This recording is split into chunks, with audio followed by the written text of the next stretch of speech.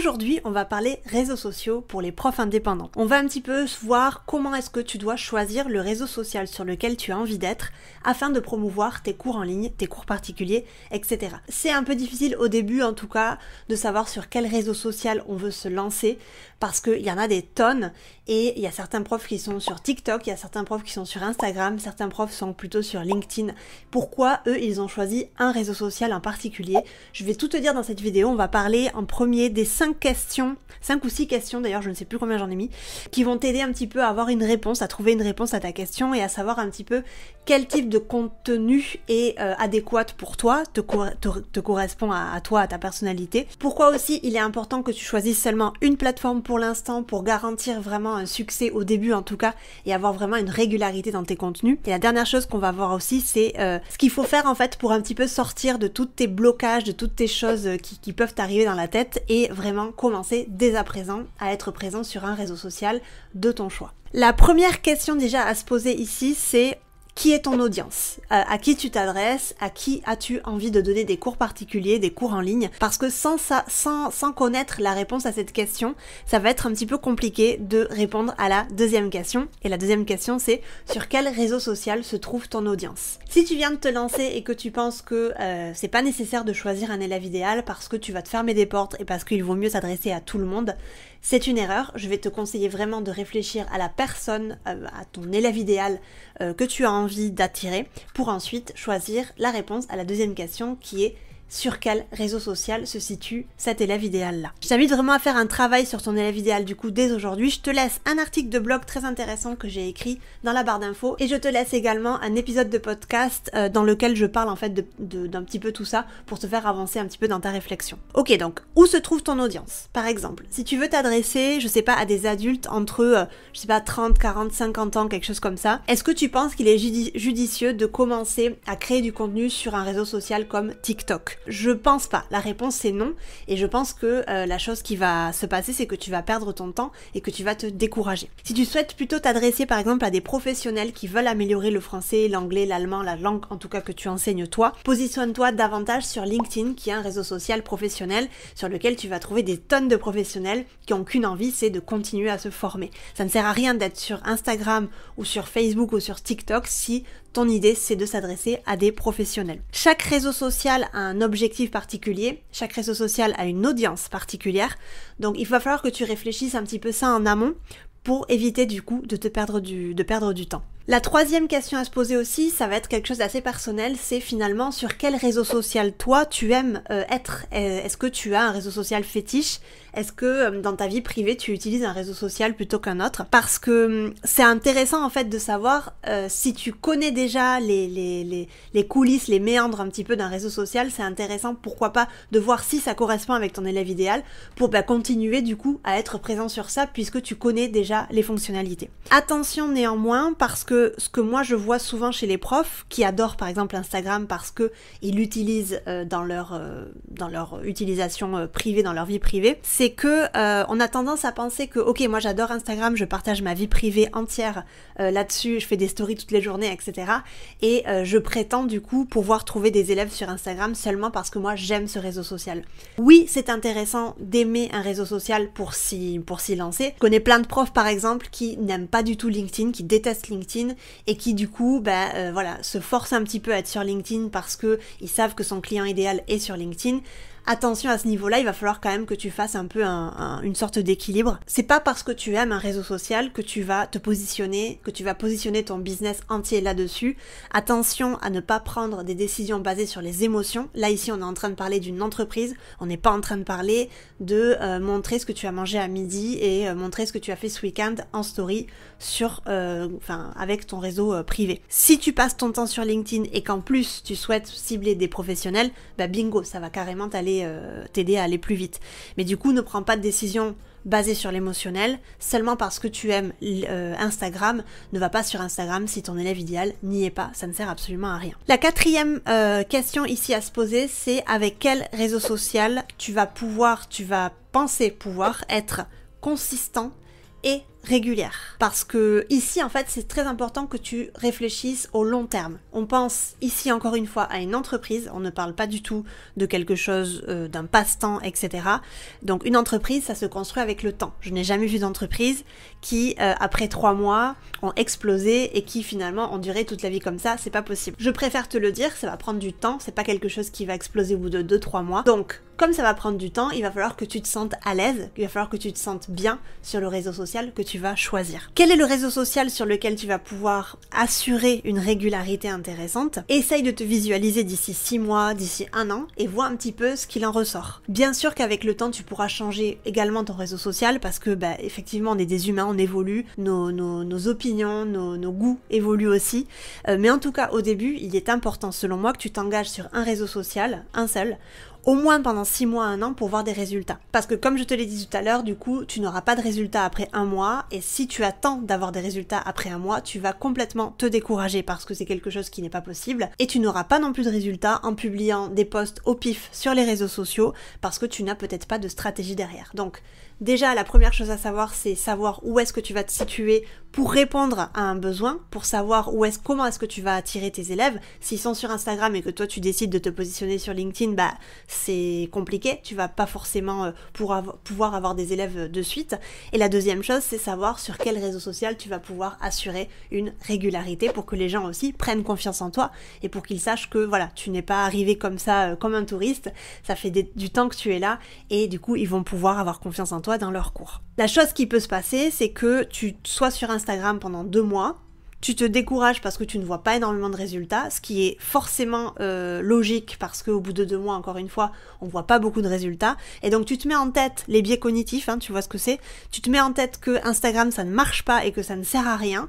Du coup, ce que tu fais, c'est que tu vas sur LinkedIn. En voyant que tu n'attires personne au bout de 2 mois sur LinkedIn, normal, parce que c'est pas du tout le réseau social adéquat pour ta cible, pareil, tu vas te décourager, tu vas te démotiver, tu vas penser que les réseaux sociaux c'est n'importe quoi.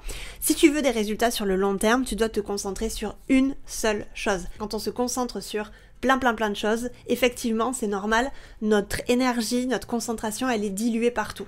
Et si elle est diluée partout à 10%, 15%, 20%, alors que si elle va droit au but sur un truc et qu'elle est à 100% sur un truc, je peux t'assurer que ton niveau d'énergie, ton niveau de concentration qui est à 100% sur un réseau social, forcément ça va porter des fruits au bout de quelques temps. Donc ne te décourage pas si tu n'as aucun résultat au bout d'1 mois, 2 mois, c'est tout à fait normal. Et je profite de cette petite parenthèse pour te recommander un super livre qui s'appelle L'Essentialisme, qui parle un petit peu de ça, qui parle du fait de se concentrer sur une seule chose pour pouvoir avoir des résultats par la suite. Je te conseille vraiment ce bouquin qui est génial. Donc être sur 2 réseaux sociaux à la fois oui ou non, ma réponse ce sera oui et non finalement.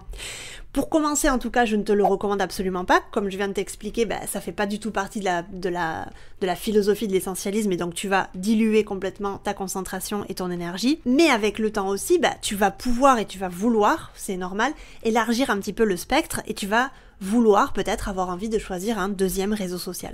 À ce moment-là, tu auras peut-être assez de contenu, tu auras déjà créé assez de contenu pour le recycler sur un autre réseau social, ou peut-être que tu auras déjà une équipe, en tout cas quelqu'un qui va pouvoir t'aider à faire ça, à travailler sur ça. Donc au début, je ne te conseille pas d'être partout, je te conseille d'être sur un réseau social, je pense que tu l'as compris. Créer du contenu au tout début, c'est pas évident, c'est quelque chose qui requiert de l'exercice, de la pratique, donc il va falloir du temps aussi pour que tu t'habitues à communiquer, à savoir quel contenu plaît ou pas, parce que quelquefois on a en tête que moi je vais faire ça et ça va cartonner alors que finalement on a 3 likes et 0 commentaire et en fait on est dépité parce qu'on pense que ce contenu il allait cartonner et finalement c'est le bide le plus total. Tu vas aussi apprendre à comprendre ce que tu aimes ou pas faire. Il y a par exemple des profs qui n'aiment pas faire des reels parce qu'ils veulent pas se montrer à la caméra, il y a des profs qui préfèrent faire que des stories, enfin voilà, il y a vraiment tout un tas de profs différents, d'humains différents, donc il va falloir aussi que tu saches à apprendre et à prendre conscience un petit peu de ce que tu aimes ou pas sur les réseaux sociaux. C'est pour ça que je te conseille d'être sur un seul au début en tout cas. Prends ton temps, c'est pas une course. Construire une entreprise, c'est vraiment un marathon. Encore une fois, je ne connais pas d'entreprise qui est cartonnée au bout de 2 mois, ça prend du temps. c'est un marathon. Donc si tu as lancé ton entreprise de cours en ligne pour les bonnes raisons, sois patient, sois confiant surtout.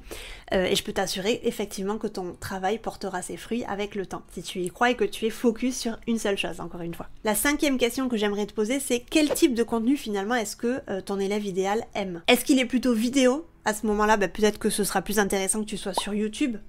Est-ce qu'il est plutôt lecture? À ce moment-là, ce sera peut-être plus intéressant que tu sois sur Substack, qui est un super moyen d'envoyer des newsletters, ou un blog du coup. S'il est plutôt audio, pourquoi pas te lancer en format podcast. C'est important aussi que tu saches qu'est-ce qu'il aime, enfin qu'est-ce qu'il consomme le plus. C'est pour ça que dès le début, la première question de qui est ton élève idéal, qui est ton audience, est plus qu'importante. Enfin, c'est pour moi le point A en fait. Si tu ne commences pas au point A, tu n'arriveras jamais au point Z, ça c'est sûr. Donc fais attention de savoir vraiment quel contenu est là, il aime, mais aussi essaye de voir si cela concorde avec le contenu que toi tu aimes créer, parce que si ton élève idéal, il aime l'audio et qu'il te demande un podcast et que toi tu détestes ta voix par exemple et que tu ne sais pas communiquer en podcast, c'est pas un exercice facile, je te le dis. Ou alors que ton audience, je sais pas, ils adorent les vidéos YouTube mais que toi t'es pas trop à l'aise face à la caméra, effectivement ça va être un peu problématique. Donc il faut aussi savoir trouver un peu un juste milieu, tu vois, entre ce que ton élève idéal consomme et ce que toi tu aimes aussi créer. Bien évidemment. Et enfin, quand je parle de régularité, je peux aussi te conseiller de réfléchir dès à présent sur la fréquence que tu vas choisir pour tes contenus.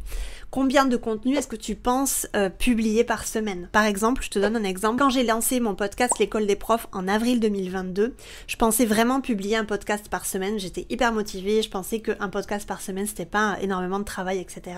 J'étais un petit peu naïve. J'ai fait ça pendant environ 1 an et demi et je me suis ensuite rendu compte que c'était beaucoup trop parce que je suis sur plusieurs réseaux sociaux, je fais beaucoup de choses à la fois et c'est un peu difficile pour moi du coup de rester focus que sur le podcast qui n'est pas mon canal d'acquisition numéro 1 pour l'école des profs en tout cas. Je sais qu'au début de chaque projet on est hyper enthousiaste, on veut tout casser, on veut soulever des montagnes, etc. Mais fais attention, sois sincère avec toi-même et demande-toi un petit peu qu'est-ce que tu vas pouvoir tenir sur le long terme. Est-ce que tu as des enfants et du coup ça va être un petit peu difficile pour toi d'avoir une fréquence régulière?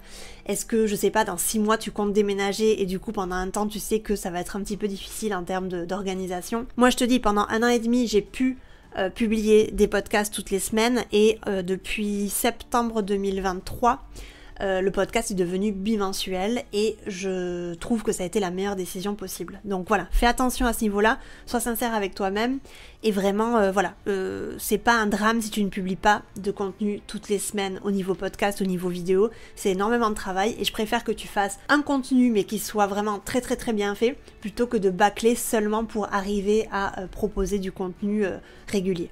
Et si tu n'as pas envie d'être sur les réseaux, parce que ça c'est aussi une question qui revient, moi je vais te donner mon avis, mon opinion sincère. Ça va être un petit peu compliqué sincèrement de créer une entreprise de cours particuliers en 2024 sans que tu sois sur internet, sans que tu sois sur au moins un réseau social. Il te faut une plateforme sur laquelle ton audience peut communiquer avec toi si tu as besoin d'avoir une audience pour trouver des clients. Et quand on veut trouver des clients, il faut être visible. À moins que tu aies un énorme budget dès le début et que tu comptes sur la pub, parce qu'il y a beaucoup de personnes aussi qui comptent faire ça, qui font ça, je dis toujours que au début, en fait, c'est où tu as beaucoup d'argent et donc du coup, tu vas investir cet argent-là pour faire tourner de la pub et pour te faire connaître avec de la pub et avoir un petit peu moins faire un petit peu moins d'efforts en tout cas en termes de création de contenu, ou alors tu vas devoir bosser dur. Il y a 2 options à ça. Moi j'ai choisi de bosser dur parce que j'avais pas forcément le budget au début pour faire tourner de la pub, etc. Et ça c'est une autre histoire, mais faire tourner de la pub alors qu'on vient juste de débarquer, je suis pas non plus hyper convaincue que ce soit la chose la plus pertinente. Mais en tout cas, il va falloir que tu bosses dur. Et je peux t'assurer que les réseaux sociaux vont t'aider énormément. Donc il va falloir que tu choisisses un petit peu ton camp. Une chose est sûre, si tu veux trouver des élèves, il va falloir que tu sois présente en ligne. Et il va falloir que tu choisisses un petit peu l'endroit où tu veux être. Une dernière chose, si tu doutes, si tu as du mal un petit peu à visualiser un petit peu tout ce que tu peux faire, etc. Vraiment, moi je te dirais de arrêter de réfléchir Et au lieu de dépenser ton temps et de vraiment de perdre ton temps à procrastiner et à réfléchir à la façon dont tu peux bien faire les choses, etc., fonce, sois dans l'action, parce que tu vas forcément faire des choses, tu vas forcément te tromper, mais c'est ces choses-là en fait qui vont t'aider à rectifier, à aller toujours plus loin et à comprendre en fait les mécanismes de certaines choses. Donc au lieu de réfléchir à ok, qu'est-ce que je devrais faire, est-ce que je devrais faire ça, fonce, vas-y, trompe-toi. Vraiment, c'est super important qu'à un moment donné, tu te dises ah ok, j'ai fait ça, mais en fait finalement, au niveau analytics, ça n'a pas bien fonctionné, donc il va falloir que je me positionne autrement. C'est hyper important de tester, d'être vraiment toujours dans l'action, parce que moins tu es dans l'action, moins tu avances, plus tu perds du temps, et je trouve que c'est dommage. Voilà pour aujourd'hui, j'espère que ça t'aura aidé un petit peu à choisir le réseau social qu'il faut que tu choisisses pour ton élève idéal. Je te retrouve très bientôt dans une prochaine vidéo. À très vite, bye bye.